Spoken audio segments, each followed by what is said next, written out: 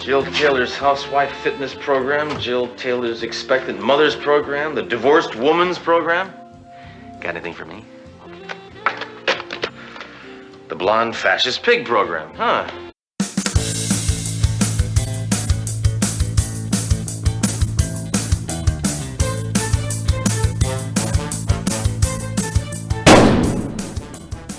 Would you ever trust a man in a bikini, Ian, you bikini-clad ragweed? Do we include like that Borat style mankini thing? Yeah. Oh yeah, of course, trust him. Yeah. Saw your holiday snaps before? Yes, but that's not relevant to this conversation. No, let's move on. How are you? I'm not too bad, Gerry. How are you? Feeling better this week? I'm feeling better, thank you, yes. A miraculous recovery. Indeed. End of season. It is. We've come to the end, so... Yeah, we're now more than halfway through the entire run. Season 2 shorter? Mm-hmm. Much shorter? Episode or two. We were halfway through last week's episode. Something like that. It's an odd number. Mm-hmm. Ooh. Think so. It's an odd show. It's an odd show sometimes. Not a bad show. Very good show. Quite often. Mm-hmm. So, dramatic episode this week. Dramatic finale. Yes. Can you imagine how they're going to come back for a second season after this? Yes. How? Well, either it was a dream, or it was someone else, or... Okay, we'll wait and we'll discuss that next week. Yes. But you're going with dream, is that what you're going with? No, I'm not committing to anything, but you hear... I'm swelling the end. Okay, yeah, we'll get to that when we get to that. Yes, I think this week I want to do my spiel up at the top because it's the season finale. Folk will be sticking around to hear what happens in the episode, so we'll... Okay, let's hear it then. People who listen to the show and want it to do well, you probably want more people to listen to the show because that's what helps. And to do that, what we need you to do is take 5 minutes, even if it's not how you listen to the podcast, go onto iTunes, rate and review the show, and that will make a big difference and we will really appreciate it. If you want to talk about the show, we're available on social media on a regular basis. We're on Facebook and we're on Twitter at Sledgecast. And you can come to sledgehammerpodcast.com and chat about any of the episodes with the folk who listen to the show and with us as well. Back to your regularly scheduled programming. It's an unusual start. Describe it. Well, should we have our summary first? Oh, yeah, your summary. We got talking that much I forgot all about it. Crack on. In The Spa Who Loved Me, Hammer, Duro and Trunk are called in to help when the army loses a nuclear warhead to a group of beach volleyballers. Dory and Sledge make immediate progress with their investigations, but the terrorists have guarded against their arrest with a scheme that ensures mutual destruction. Is this the end for Hammer? Well, you'll find out next week. Yeah, yes we will. Who's Robin Leach? He was a producer, actor, but I thought he would be bigger. Don't want to insult the guy, but I assumed when it went to IMDb that he would have done an awful lot of things. Very well known. Yeah, but from what I can see, maybe he was quite important at the time or powerful. Maybe he had a few shows, but nothing, as far as I can see, outstanding. I'm sure he was brilliant and I don't want to denigrate the guy. But did he do any commercials or anything that were popular? Not that I can see. Probably people are screaming at their earphones right now saying... That's counterproductive when you think about it. You don't know what Robin Leach did. Yeah, maybe he was big back then, but as far as I can see, he's inconsequential. Man of no importance. Right. You know what you wanted is Walter Cronkite to do this part. Yeah, we could have had that him. Would have been better, wouldn't it? You could have had... Who could you have had? Dirty Harry? That would have been very impressive. Or... Daffy Duck? Ronald Reagan? That would have been bold. Mm. Jimmy Carter, he was looking for work at that time. Anyway, listen. But let's crack on with this. How does the show open? Well, you've got a sort of weird cold open with Robin Leach who comes from behind a curtain and says he's Robin Leach, and they are trying to make a ratings grab, and he's explaining how they're doing it and why they're doing it. They're going to use the 4 staples. They're not bringing a big guest star or spending a lot of money or anything. No. But they're going to use sex, violence, rock music and a cliffhanger ending to ensure the show is renewed for a second season. They know how to grab an audience. Yes. I mean, and you wonder, with the references that have been made sort of about the production of the show, the scheduling of the show and things like that in earlier episodes, you're left thinking, is this another one of those, or has this been done to be funny? I believe that they did not know at this point if they were getting a second season. Genuine, like, we're just going to brazenly plead for a second season. I think so. It works. And as we know, they were up against very stiff opposition. Absolutely. None stiffer. We go to the episode proper and we see an army vehicle on a road, and it's stopped by a group of bikini-clad volleyball-playing females who have got a net across the road. Yeah, they're playing with the road as part of their court. The chaps in the army vehicle, the military guys, get out and they go over to find out what's going on and what happens. Well, the women chuck the volleyball at them and it releases a toxic gas of some kind. Touch of the gold fingers here.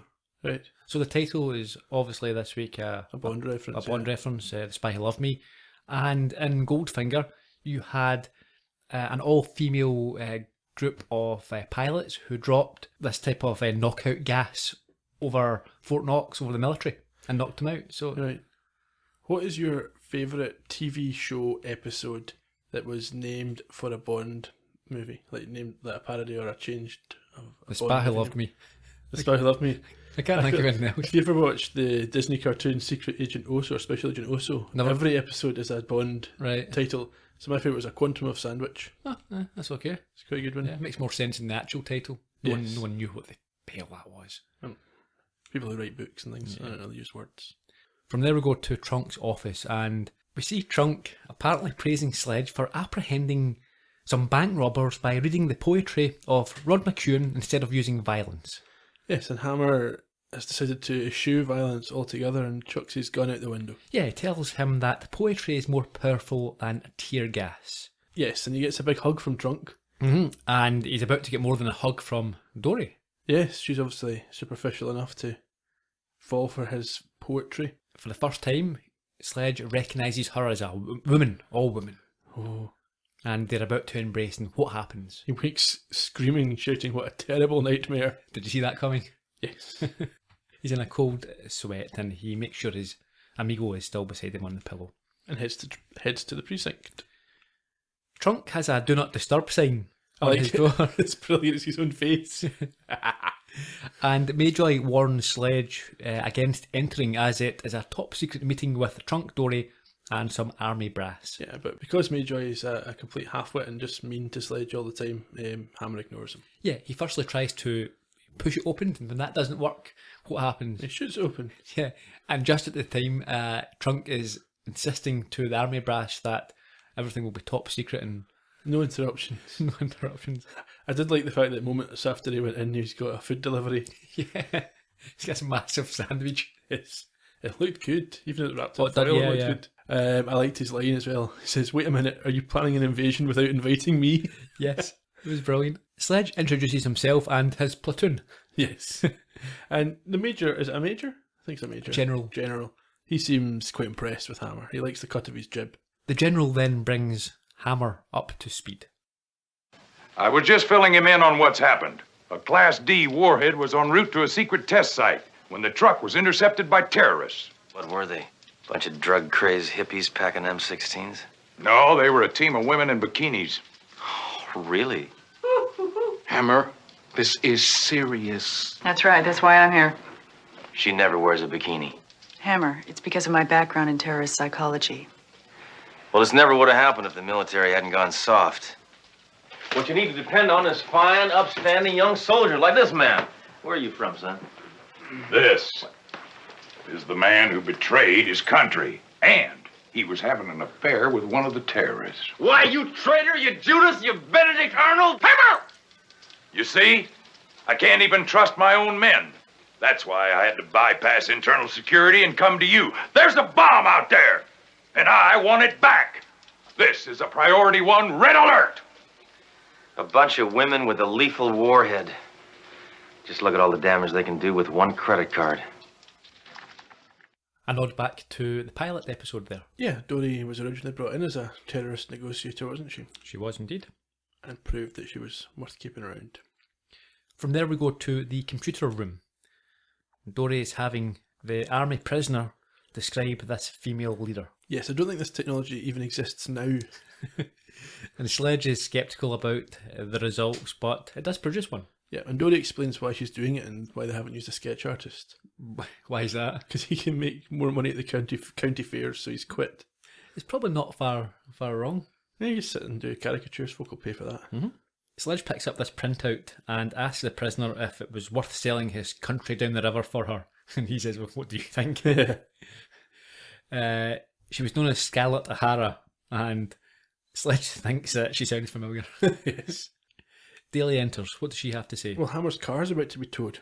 He's surprised. Why? Well, the space was legal after he knocked the sign down. Yeah, but Daly reminds him that he parked on the suspect. Yes, and Dory's outraged as usual. Yeah, because he says, oh, well, he was guilty. She says, a suspect is innocent until proven guilty. And Hammer says, is that new? I like that. Daly recognises the photo, though. Yes.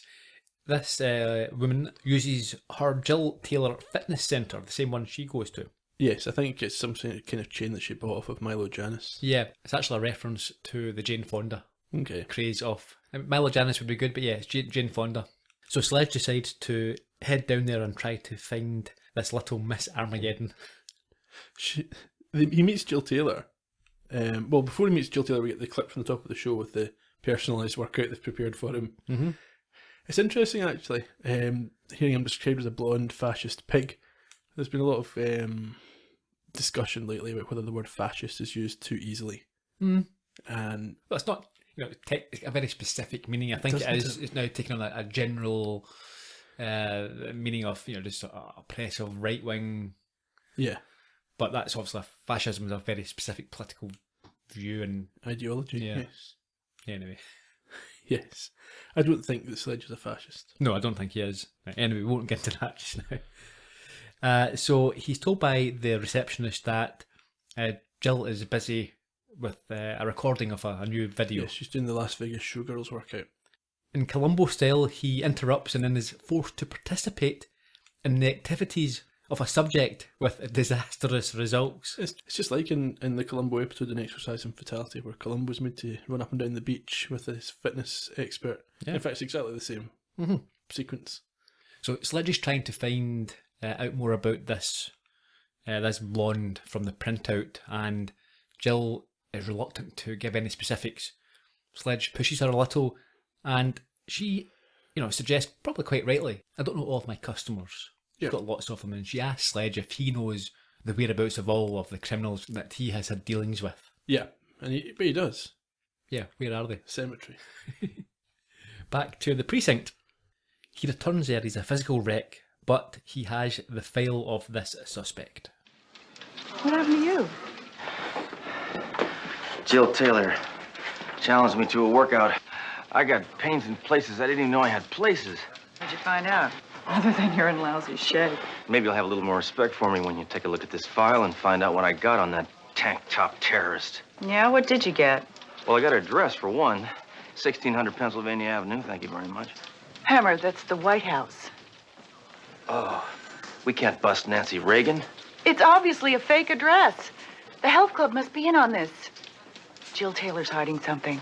I don't think she could hide anything. That leotard was so tight, you could literally... Hammer, this time I'm going to the health club, undercover. And I won't come back with a bogus address. Hammer, get in here immediately. And Hammer does indeed get in there immediately. The general is there and has a tape showing a masked person with a demand for $1 billion or they're going to blow up the city. And Trunk is resigned. As soon as Hammer gets involved with the case, it's the end of the world. Yeah. Sledge ponders what $1 billion is after taxes. Yes, he does. The phone rings. It does. And Sledge deals with it the way that you or I would deal with any phone call to our place of work. He ignores it, waits for someone else to answer it. More or less. He gives a bit of abuse to whoever is on the other end without finding out who it is first. Yes. What do you want? We're not in. Go away. That's actually one of our colleagues that does that. Yeah. Who is it? Oh, in fact, Why are you phoning us?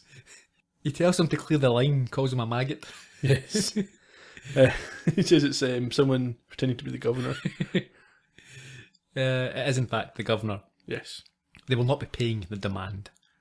I quite like though, whilst the general's on the phone to the governor, Sledge and Trunk kind of silently arguing over how Hammer had behaved. It's like, he didn't sound like the governor.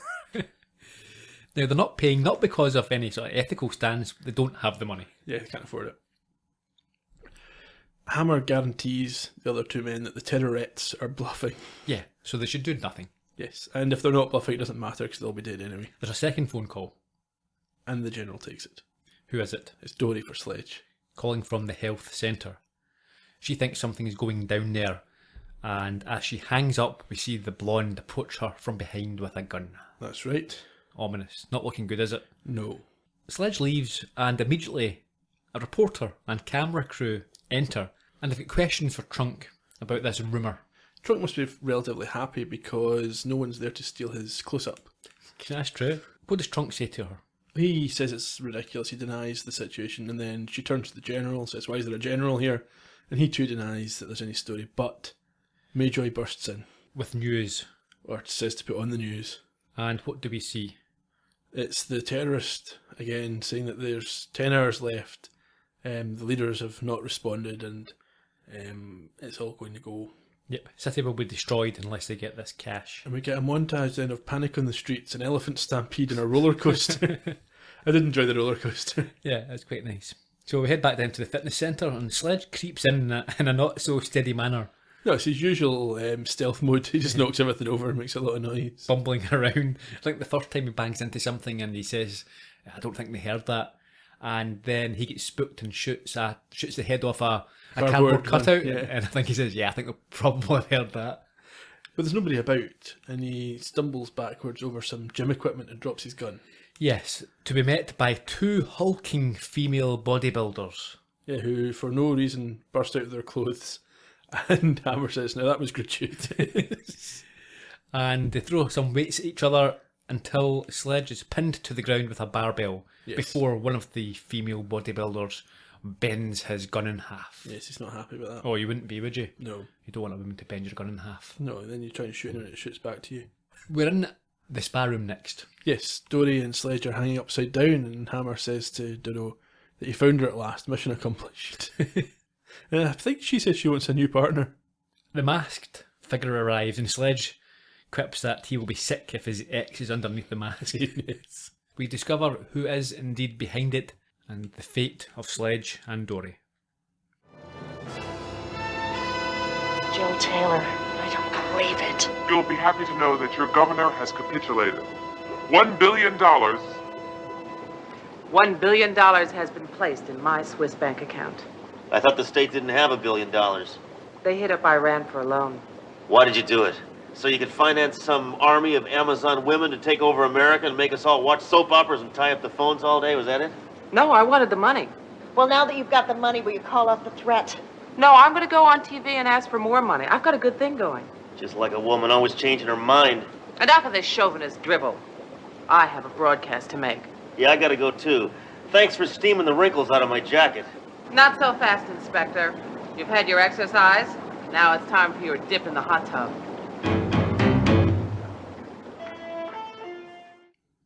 I think the idea of Iran lending an American state money is even more ridiculous then than it would be now. Yeah.